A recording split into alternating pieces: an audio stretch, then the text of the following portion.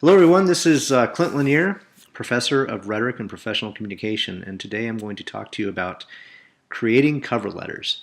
In the classes that I teach, one class in particular, technical and professional writing or communication, I ask my students to create a cover letter and resume. I think it's a really good exercise to teach them how to structure a document specifically for a very specific audience. It's also a document that has a specific structure, a specific genre. We know what works in cover letters and resumes. And up to this point, I'd only really had a lecture about resumes. I trusted them to read the book about cover letters. Unfortunately, that rarely happened.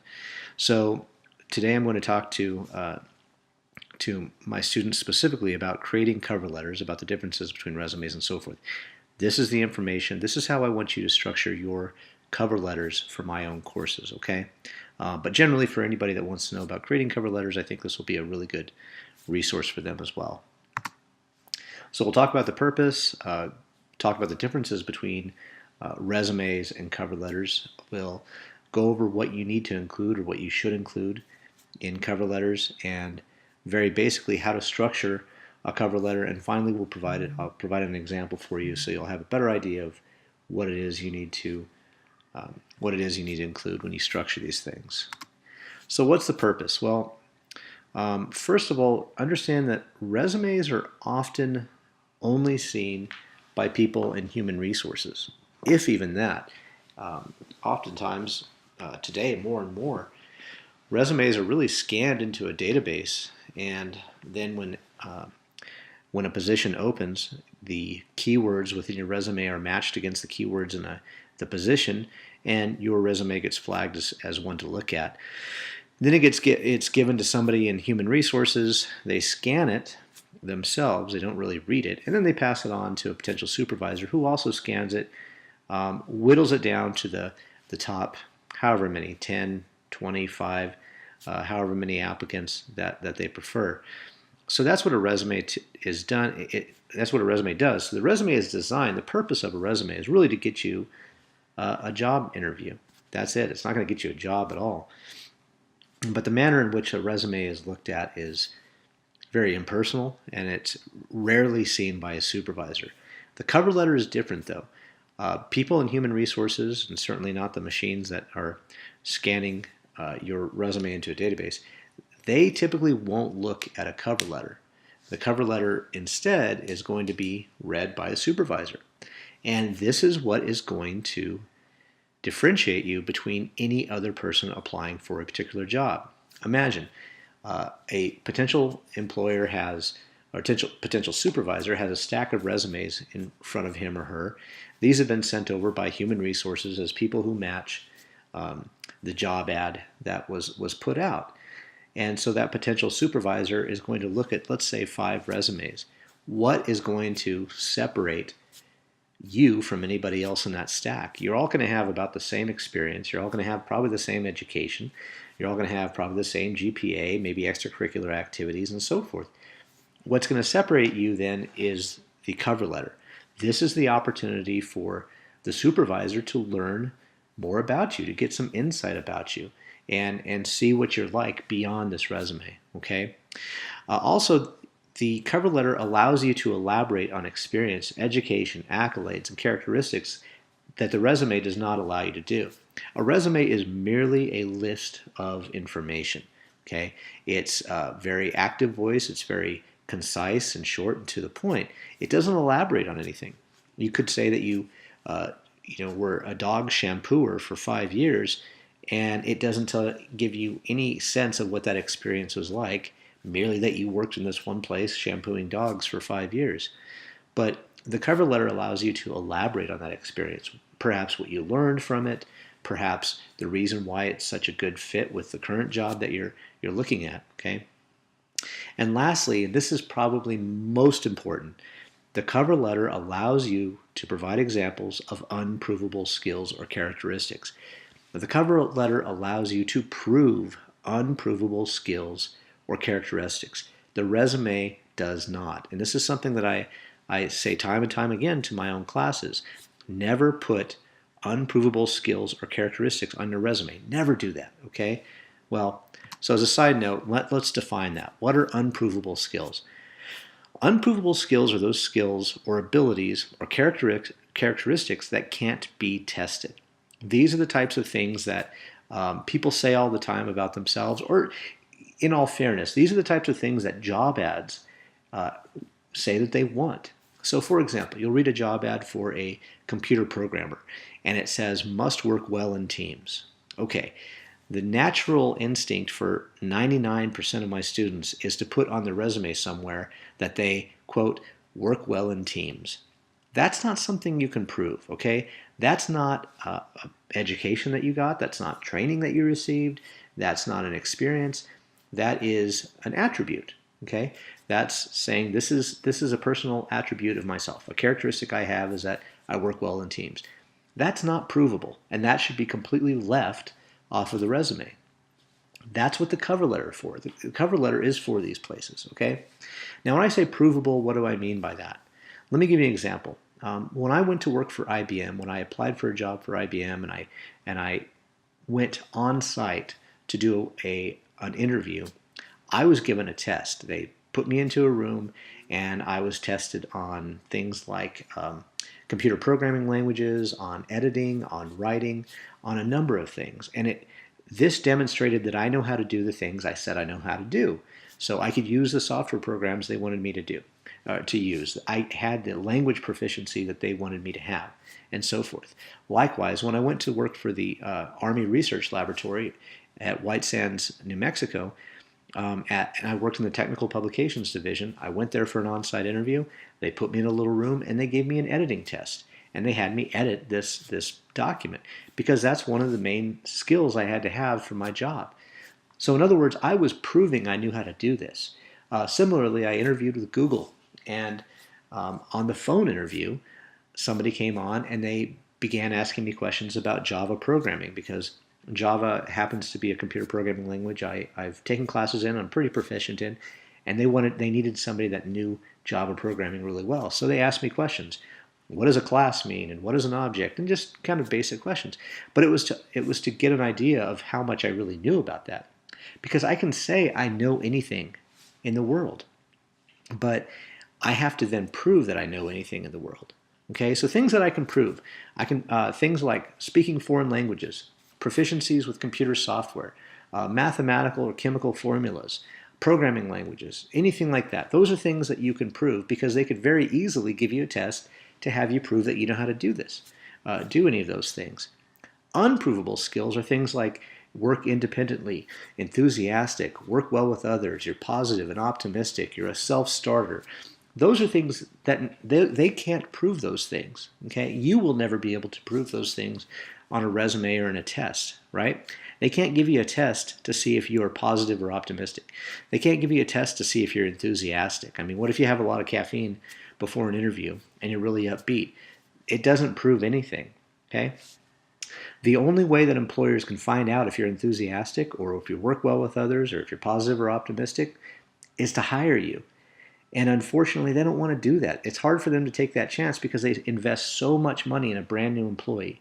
And 6 months later to find out that you actually don't work well with others, that you don't thrive on being independent, to find that out about you in 6 months, they've wasted a terrible amount of money, and they don't want to do that. So what they want to do is they want to look for any available means to find out if you are enthusiastic, if you work well with others, and so on and so forth. And the only way to find that out is through a story that you tell them with the cover letter. So a resume is a list of information. That's all you do. You're listing dates, you're listing places you've worked, you're listing education that you've attained, classes that you've taken, and so forth. But a cover letter tells stories about things within your past. Okay? Resumes list provable skills, experience, or education, but cover letters provide examples of unprovable skills, or they elaborate about experiences or education. Okay? Another difference is resumes are scanned and cover letters are read. As I said, resumes are typically scanned often by computer software first, and then put into a database. At the very least, they're scanned by somebody in human resources. So they're not read top to bottom, front to back. They're scanned for keywords. If you have enough of those keywords, if you're If your list of information matches the list of information they put out for that job ad, then you're put into a short stack. Otherwise, you are put aside. Cover letters, however, are read from the beginning to the end to see what is in it. Okay, this is an opportunity for you to tell stories that provide examples which prove that you have the attributes or the education, the experience, or the talent that they are looking for. Okay. So what do you include in a cover letter? You need to include some different options here. Stories that give examples of unprovable skills. Okay. So you would want, for example, if they said that they want a self-starter, whatever the heck that means, you would have to provide a story that gives an example of you being a self-starter. You can say that you had a class and your professor was really easygoing and never had any due dates. So it was up to the students to get all the stuff in. You created, and you could say that maybe you created a calendar yourself, and you held yourself to that calendar, and by the end of the semester you had no problems, you got an A in the class or something. Whatever, but it's an example that of a particular attribute, because it's not enough to say that, yeah, I'm enthusiastic. Well, how are you enthusiastic? What's an example? What's a story that shows that you're enthusiastic? Okay, this is where you do it. Another thing is stories that give examples of previous relevant experience or training. This is another opportunity within cover letters, something that you can't do in a resume. For example, in a resume, you can say that you worked maybe at some place before, and these were your duties or these are your responsibilities. Okay, well, that's great. But why don't you give me an example of some of the things that you had to do on a daily basis, or maybe a project that you were on, or something like that, that shows something with a little bit more gravity. So it shows how important this job, your past job was to this job, or your experience was to the experiences you're going to have here, okay? Super, super important. So examples, a story of you successfully leading your coworkers to accomplish a difficult task to show that you have leadership skills or experience, okay? So again, it's an example of providing a story that demonstrates these attributes they want. Also, another example is a story of how you talk to and calm down a difficult customer to show that you can work well with people. Or a story about how you completed a project in class that is just like the work you will be doing at the company to show you have the experience. Okay? All of these are opportunities that the resume doesn't give you. So how do you structure a cover letter? This is also something that's very, very specific, and this is the structure I want used if you're taking a class from me and I assign you a cover letter. Very specific structure. Again, at the top of the page, you put the person's or the contact information of the organization that you're contacting. Below that, you would have some type of greeting. Now, here's the thing about greetings. I don't want you ever to put "to whom it may concern." If you don't know who you're writing to, if it doesn't say contact Bob Jones, then leave it off, okay? Because it sounds canned. It sounds trivial if you say "to whom it may concern," or if you just don't know who it is. Now, another note on that. Also, if it does list who to contact, I want you to use both the first and the last name. Okay, so Bob Jones might be easy, but what if it says Bobby Jones? Now, is Bobby Jones identified as a female or male? In today's day and age, it's certainly a consideration, and you don't want to insult somebody. So what I would, my advice and my recommendation, and what I want to see in my own class, is you use both the first and the last name. So don't say, "Dear Mr. Jones," okay? Because you're not sure if Bobby Jones is a Mr. or a Ms. or a Mrs. So simply list the first name, "Dear Bobby Jones," "Dear Sandy," whatever, Sandy Jones. List the first, last name, comma, and then move on. Now, if you don't know who you're writing to, list no greeting at all. Just move on to the first paragraph, okay? Now, in the first paragraph, you want to list what job you're applying for so that it's very clear and where you saw it, okay? I also want you to include something, just a brief line about why you want to work at that organization. It shows that you've done research about that particular place. It shows that you care to work at that place. In other words, if you're applying for that job, it's not just because it happens to be a job and you'll take any job out there. It's because you want to work not just for that job, but for that organization. So do some research and say, this is why I want to work for this organization. Next, or at the very least, at the very end of that paragraph, I want you to list 3 specific reasons why you would make the ideal candidate. Now, each of these reasons should be something that's not clear from your resume. In other words, I don't want you to list that you have a degree in the particular field that this is in. They can see that from the resume, right? They look at your resume and they see education on there and it tells them exactly what that education was in. So that doesn't do any good. This is where you list the 3 kind of unprovable things that they might put in their job ad. So for example, they want somebody who's a self-starter that can work independently and collaborate with other team members. So 3 specific reasons why you would make an ideal candidate could be because you're a self-starter, you work well, and you collaborate with others, and you could work independently. Okay, those are the 3 specific reasons why they should hire you. So the second, third, and fourth paragraphs should each tell a story providing an example of one of the reasons why they should hire you. Now, each reason will be taken from that first paragraph. So each paragraph, rather, will be taken from one of the reasons in that first paragraph. So reason 1 in the first paragraph should be the point of paragraph 2. Reason 2 should be the point of paragraph 3, and reason 3 should be the point of paragraph 4. Right? You'll want to use the exact same language and the exact same words in each of those paragraphs as you do when you list the 3 above. Also important, you want to use the same organization. So if you list reasons 1, 2, and 3, then the paragraphs should reflect that same organization. So paragraph 2 should have reason 1, 3 reason 2, and 4 reason 3, etc. Okay? And each of them will tell a very specific story about something very, very specific that demonstrates, that proves that you are a self-starter, that you work independently, and that you collaborate well. All right? And then the 5th paragraph, in that one, you thank them for their time. You tell them that you look forward to hearing from them soon, and you provide your email address and phone number so that they can easily contact you. End with a simple thank you, skip 2 lines, and then type your name, and then sign below the thank you. Okay? That's the structure of a good, effective cover letter. It's very easy. It does its job, and it provides you an opportunity to tell more about you than the resume ever could. So let's move on to an example. So this is an example of a letter for a design engineer position, and we'll go through it together, and I'll discuss each of the paragraphs kind of in turn. In the first paragraph, you would write something such as, this letter and resume is in response to the design engineer position advertised on Indeed.com. So you're telling them exactly what you're applying for and where you saw it. Now the reason why that's important is because the job ad might be different on different search engines for some reason, okay? So you want to make sure that they understand which one you're applying for, okay?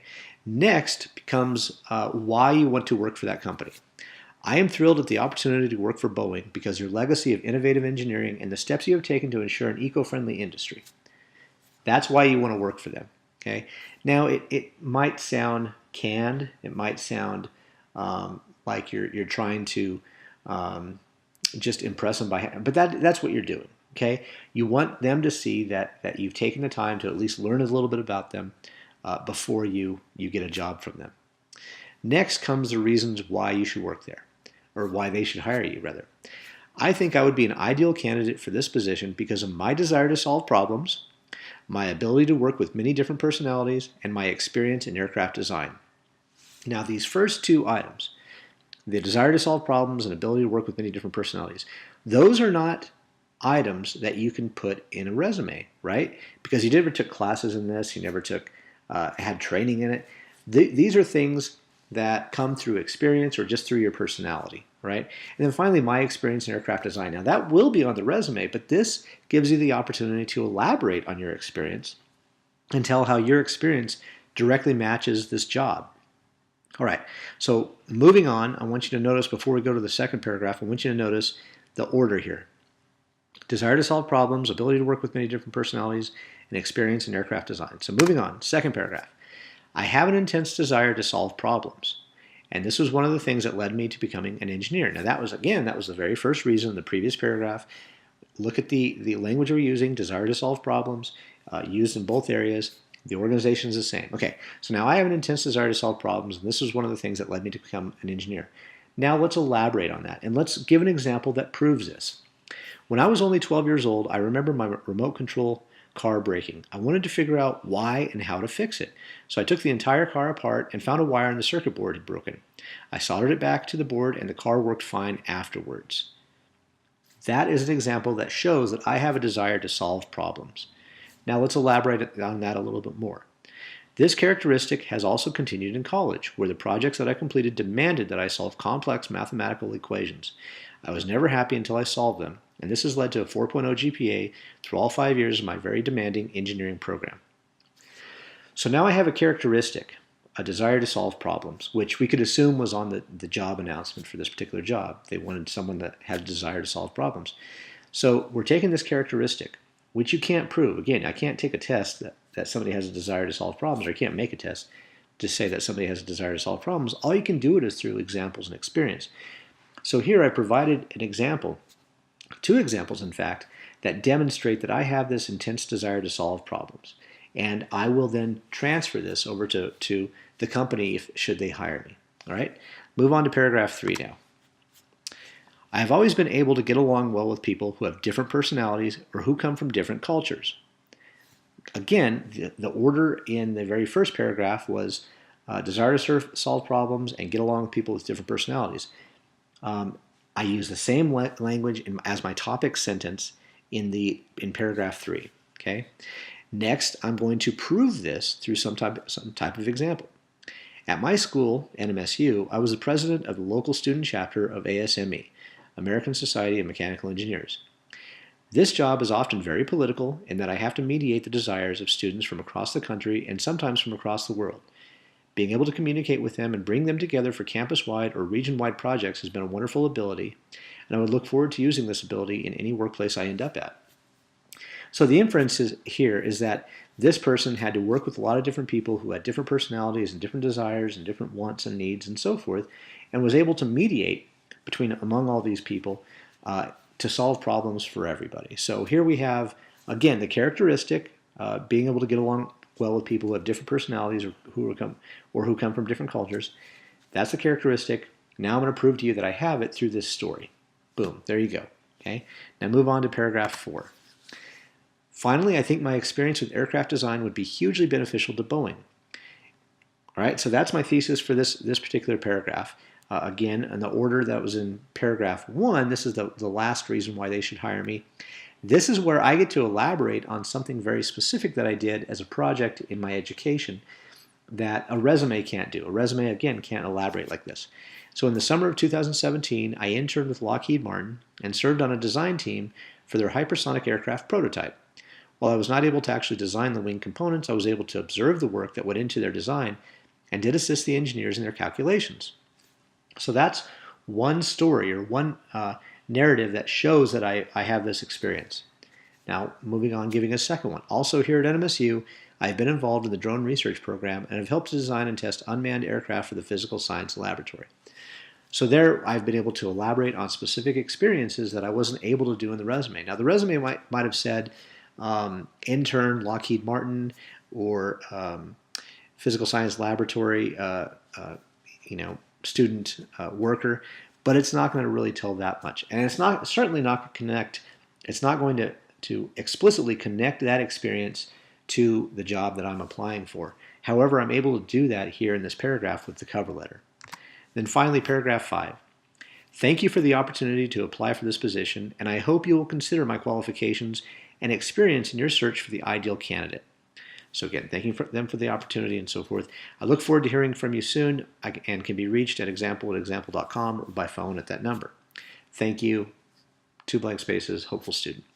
That obviously would be your name. So there you have an example of a cover letter of the structure, what it should look like, of how it elaborates on unprovable skills, and how it discusses or elaborates on experience that directly relates to the job that you're looking for. So in ending, remember that cover letters tell stories. They discuss your qualifications, while a resume simply lists those qualifications and does very little else. Okay, it doesn't really help you tell a story about them. It simply lists stuff.